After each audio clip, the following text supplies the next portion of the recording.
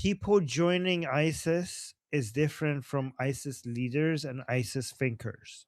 Okay? People who join Muslim Brotherhood and people who join ISIS, they don't go and study the ideology and know the ins and outs out of it. They're not the leaders, they're not their main thinkers. Right, The but they people agree at the with bottom that. of these movements, they might not even understand the difference between them. It's the leaders who are like that. Yeah, I don't know. Right. It's really crazy because the people I knew that actually went and joined, they were the Salafis, and the Salafis are Muslim Brotherhood. Like it's all linked.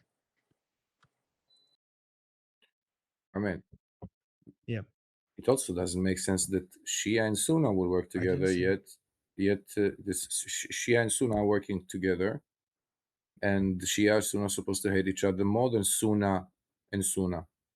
So Sunni. yeah, more than Sunni and Sunni. So I don't see why they can't work together. Why Turkey cannot like ISIS to a point. I don't see why. That's my point. I'm saying they work with each other. That doesn't mean they're not each other's enemies. From my eyes, when I'm the third wheel, to me, they are both my enemy. This is unacceptable what you did, Mr. Erdogan. What I'm saying doesn't negate what you're saying. What you're saying is true, and what I'm saying is true. For example, ISIS and the Islamic Republic are moral enemies. They hate each other with passion. And Al Qaeda and the Islamic Republic hates each other with great passion. However, Al Qaeda and the Islamic Republic have worked with each other before. ISIS hates the Islamic Republic something more than they hate Americans, and yet they have worked with them sometimes. And here, like Deborah, let me read this to you. ISIS explicitly and officially engages in takfir, which is excommunication, of the Muslim Brotherhood. They do not view the Muslim Brotherhood merely as political rivals or misguided Muslims. They consider them to be apostates, murtadeen, who have left the fold of Islam. In the ideology of ISIS, the Muslim Brotherhood is a cancer that destroys their religion from within, and they believe it is permissible and often obligatory to kill them. And I Oh have a lot of wow. evidence for this. If you, yeah. No, thanks for sharing that. But yeah, you're right. But it's maybe the people I knew that they like rejected Muslim Brotherhood. But yeah, we were at odds with them because they work within the system, and that's haram. Like it's just that's what we would do. But you're right. But why is it considered not okay to ISIS? Is it not like what Hijra, like Muhammad did, like to take part in the system in order to eventually take over? Is it not acceptable by ISIS? I mean, Muslim Brotherhood uses political tools like elections, right? Which is a Yeah. Western thing. They believe in prime ministers, presidents, nation states, borders. Like none of this in their mind is Islamic. All of this is Western. All of this, like vote elections means rule by the people. Like ISIS, like what the fuck are you talking about? Isn't Islam about the rule by God? How Wait, are but you guys Because I having thought, Muslim elections? Like, Brotherhood, wait, I yeah, wanted Muslim just to Brotherhood understand one become thing. okay. mm, I thought that the ideology of like Albana was to do this in order to take over.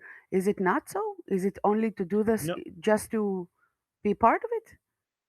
no. Muslim Brotherhood used these tactics later. I don't think Albana was involved in elections or. I think Albana originally was closer. Maybe I have to look into No, no, this. no. Albana The was closer. ideology he wrote, I meant. That's what I'm saying. I think Muslim Brotherhood participating in elections and the Western model of governments came after Albana. But I think Deborah has an answer to that. Yeah, like I was saying before, they all have the same end goal. They want the worldwide caliphate. They don't want the nation states. They're using this system against us.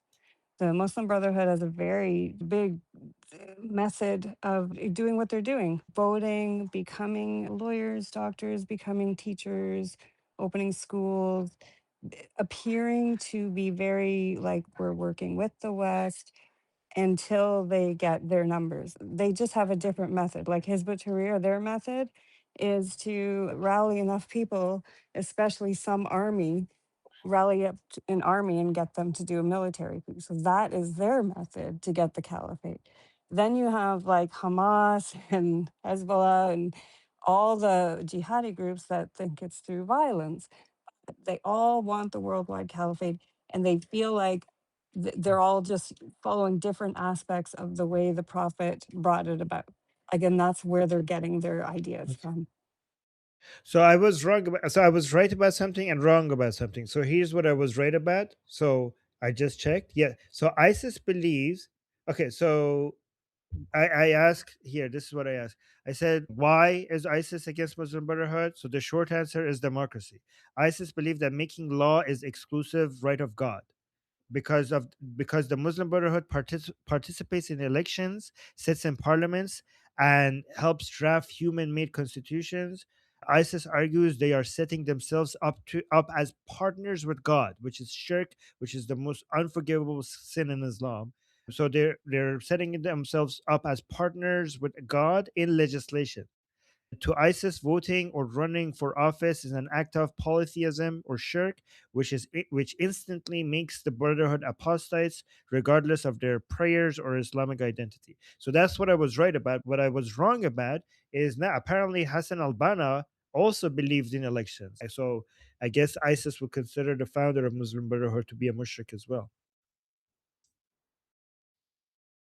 A country does, like decide how thick coating a cable should have if it's designed for outdoor use. Like there's no Sharia about that, is there? I mean, someone has to decide on those things. Oh, there Exactly. is Sharia about that, trust me. Would they view any Muslim leader like that, or any secular Arab leader that way? They're actually not very Islamic in ways. So, if you think about it, nothing All right, so Let's is can we against it. Hila raised her hand a while ago. oh Hila. So maybe I will just a bit take it away, but I'm just questioning. I just want to ask. I don't want to argue. I'm genuinely curious for the women here, Samantha, Nelbani, Deborah. I mean, this is for me as a feminist to see the girls from the UK going to ISIS. It hurt my bones. And when they came back, and some of them they wanted help coming back. I mean, what about all of this in like it's in your circles? Like how do you as feminists settle this inside yourself and inside your groups of feminists, and do you do something for these women? Like, is it even an issue?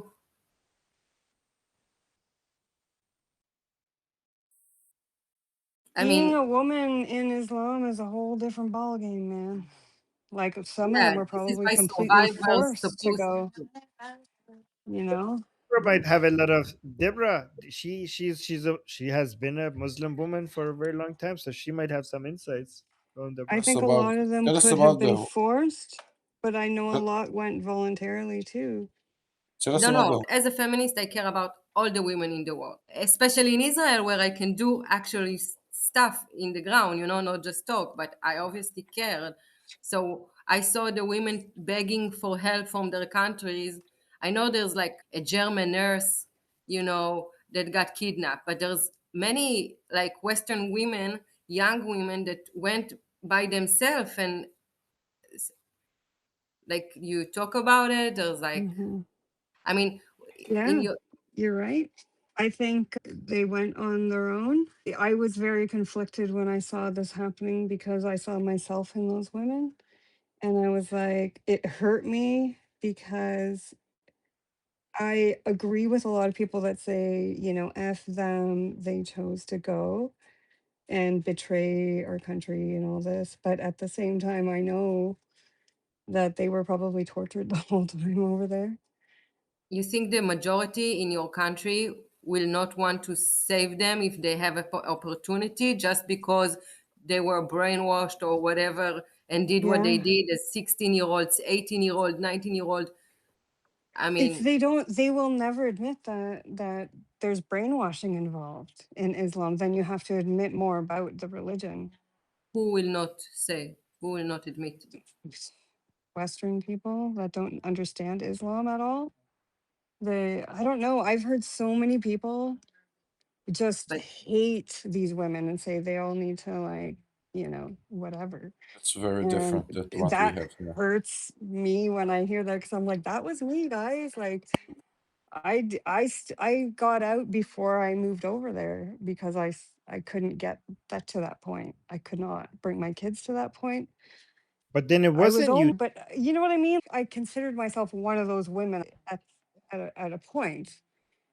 And so I feel for them, because I think a lot of them, like, I'm telling you, if I did not get out when I did, I would have been forced to go over the Middle East with my kids, and I would have been trapped over there the same way. So I don't judge their motives or what made them do these things, because I can tell you, for example, we had a fight for Elizabeth. Liz, she has a PhD and she was in Princeton, and they sent her to do her thesis research in Iraq. מה זה היה? Anyway, she got kidnapped by a group, obviously. And when she came back a bit, how you say, brainwashed, She has like this syndrome when you fall in love with your capture or something. Stockholm. So the minute she came back, she was like, oh, saying like crazy shit, But I don't know what kind of leverage they still have on her. So she's saying whatever they still tell her to say, or maybe they wired her. I don't know. So some I'm people telling judge her you, completely. But as a feminist, practicing, in the feminist cycles, we were not judging her. We will never judge her because we cannot even imagine what happened to her. you're Let's go right. back to Nation. Let's go back to the list. It's actually Deborah's turn. If you have anything to add on top of that, and after that, Nail Bunny and Cat Lady. Yeah, the I want to hear more of your indoctrination. experience, Deborah.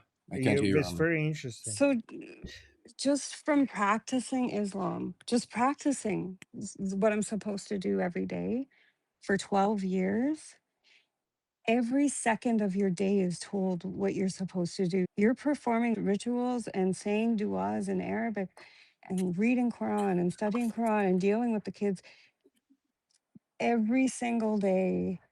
It's such an indoctrination that you don't know how to think anymore. Like, thinking it's really hard to explain, because it took me so many years to get out of it. And I found methods from people who have left cults. It's the same process. It is so hard to leave that religion for one. That's one of the reasons. Not only that, you're literally trapped, like with the apostasy laws. And then if you're a woman, and you have clearly you're having children if you're married, one after another. I had 4 kids.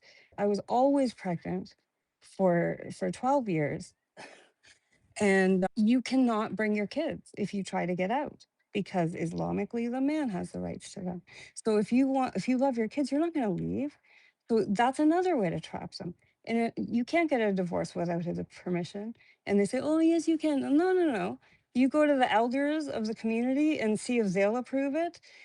That was I tried that process, and it turned into such a nightmare. I had to pack my kids up and go to a shelter.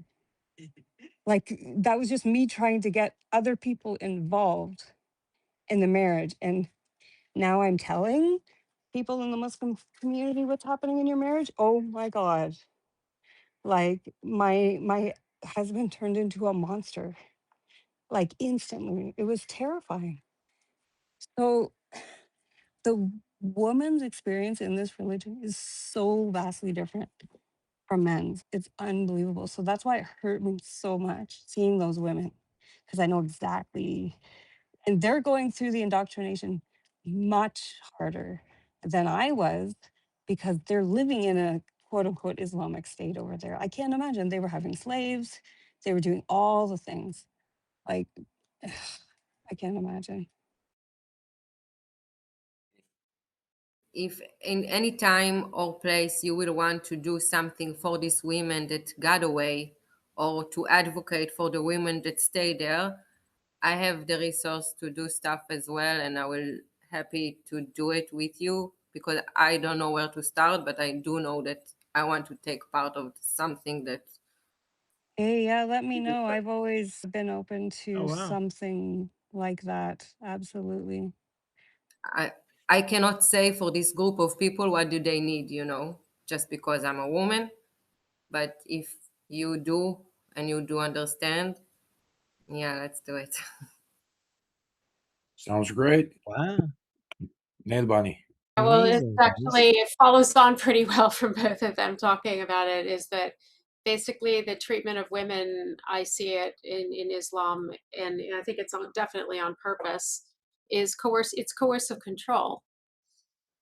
It belittles women to, it's telling them, this is a religion that tells women that hell is entirely populated by women.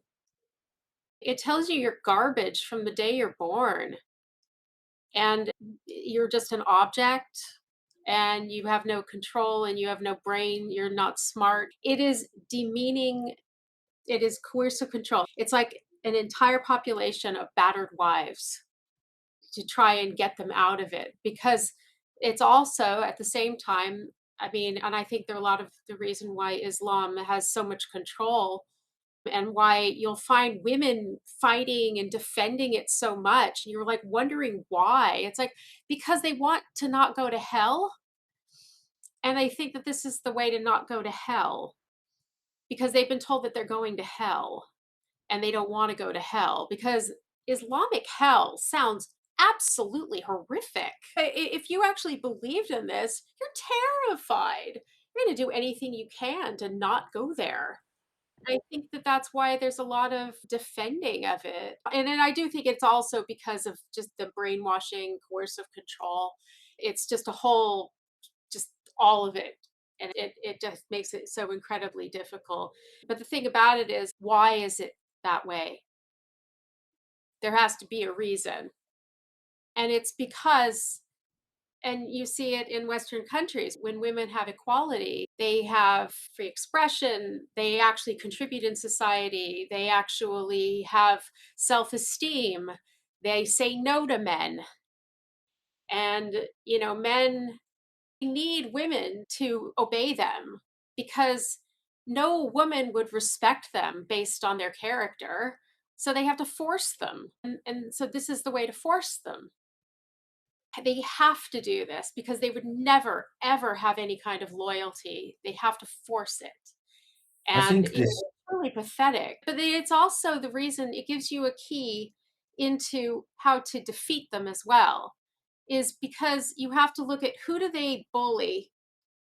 And if you make them stop, if you take away that person that they bully, they have nothing. And that's why they're doing it. It's because it's important. If you take away that person, they have nothing. It's why I've always said, if you take the women away, Islam completely collapses. It's almost like you need, because we have like battered women and shelters. You get women out of those situations and you protect them from their batterer. And I've always thought it was like if you have some kind of underground railroad, the way of getting women out of this slavery, everything collapses without the women. It really does. I mean, they don't have the babies. Everything completely depends on the women. Can I You ask you can't something? Allahu Akbar people without women.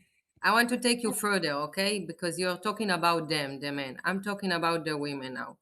Like, if you're in the UK, how many women went to ISIS? How many women succeed in coming back? Is there a group that advocate for these women? Or like, because I see on the UK, they are all too, like, everybody's an activist. Everybody wants to be involved. I mean, this is like inside, it's your own people. Isn't, how is it not buzzing? How is it not moving? How I know that is there still a lot of Can women I? that are there from back then when it was happening? I I mean, don't there know is. how many went. I know that there were quite a few young girls, like Shamima Begum is the most Yes. famous one. I mean, she was like 15, 16, something like that. And it was all of her friends. They were all in just Bethnal Green, and they just joined ISIS. It's absolute insanity. I mean, well, not insanity. I mean, they're controlled. They don't want to go to hell, so they join this thing. And I don't know what to do about them because they've taken her citizenship away. And so she doesn't really have a country. And I honestly don't know how to feel about it. I go back and forth between she was so young to I don't want her in this country. I go back and forth between those two, which is pretty extreme to go back and forth. And I'm pretty sure loads of people feel exactly the same way. They want to have some compassion towards she was just a young girl, but at the same time, I don't know what she has in her heart. I don't know if she's just a sleeper agent or some kind of sleeper terrorist. I don't know what's in her head. And I don't know if I can find out what's in her head. But until I can find out what's in her head, I kind of don't want her here because I don't want her to kill anybody. Cat Lady, what So do you with this think in about this? mind, No, and we need to go on with the okay, list. but now the Palestinians are rising, and it's the same thing 5-7 years later. The public in the UK don't see the resembling between the cases. I can't speak for the entire UK. Although there are plenty of people that are definitely waking up to Islam. That's definitely happening. Thank you. Emotionally, because of I'm a woman, I'm a lady. I feel closeness maybe for other women, but I will not be acting upon it because it will be a hypocrite of me, because just because I'm part of something doesn't mean that I need to take care only of my own. Like, I know women can be psychopaths. I know women can be murderers. It's like I don't have like unity with, like, I don't feel for any woman ever out there. Not at all. I won't let it like get too into me. I wanted to say something, but then you said it yourself, so I'm happy. You said I cannot know what these people want or need, which is the point. It's like you can take care of something, you can worry, but make sure to know that the people want it, you know? Wait until they reach to you and ask for help, because if you just go in, you can make things worse, you don't know. So that's good. And also, women in such societies can be, just think about it from their point of view. Why won't they leave? Because that's their people, that's their ethnicity, their tribe. Where will they go? It's like, it's not that anywhere someone is waiting for them. It's not that easy. And they're also like the commodity of the entire tribe. It's a commodity, it's an actual commodity. So it's not and also, who are we to like fix someone else's society? I don't know, it's complicated. I can see both sides. And but one thing, Hila, you're the kind of lefty I can work with. That's a compliment. Mossad, what do you got? I wanted to say that it is. Cat Lady said a few things I was going to say anyway, but it Anybody is can hear very. her? Can you hear me? Yeah. Yeah, I was a bit far from the mic. Yeah, Cat Lady said some of the things I was going to say, but one of the things that definitely helps women is to learn to read and write in all these places. When women can read and write, they can do the rest of it eventually. It does take a long time, but definitely that's a big factor. That's why many of those societies suppress, right? They don't let women study. The second thing is, if you look at it like an anthropologist or something, these cultures were developed in a hostile desert. It made sense, right? You needed everybody to follow a certain rule and everybody to do a certain thing. So it was like their way of surviving. And of course, I think as they become more urban, I think this will also help break it up because they'll start mixing more. I mean, one of the things that makes a nation is people mixing. That's why the Palestinians are not exactly what they pretend to be. That's all. I just want to make clear, because a few of you said it, it's not that I don't understand what motivate people in Iraq or whatever, or ISIS. I get it. I'm just saying, as a society, a Western society, when parts of our Western society, these women were born in the UK, in Europe, in America, and because of some reasons that we're not sure why, we have speculation, they did this. So I was wondering, as a society, what should we do with these women? It's like they are also a kind of a I mean, trafficking victims, if you even though if they you went on a plane by themselves. They know how to read and write. They were born in the UK. They wear Levi's jeans before. If we have, as a society of the West, not even a responsibility to go find this woman, bring her back in the military army or whatever, like Israel has. But as a society, don't you want to address it? Or I don't know this. I mean, I think if I was British it's as like a society, I'd be thinking first of saving my country than some crazy girl. Yeah, that's what no. I'll be thinking.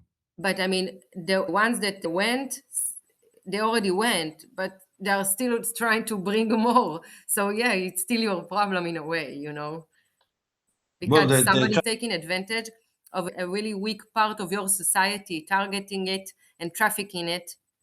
So it's also kind of your responsibility. I don't know how, but I mean, just as a discussion, I was wondering, like, Because I think that if you go to a hostile country, you need to show some sort of civilian responsibility toward the other civilians and toward the army. I mean, you can't expect the army to pull off a Black Hawk Down or something like that every time that some idiot gets married with the wrong guy.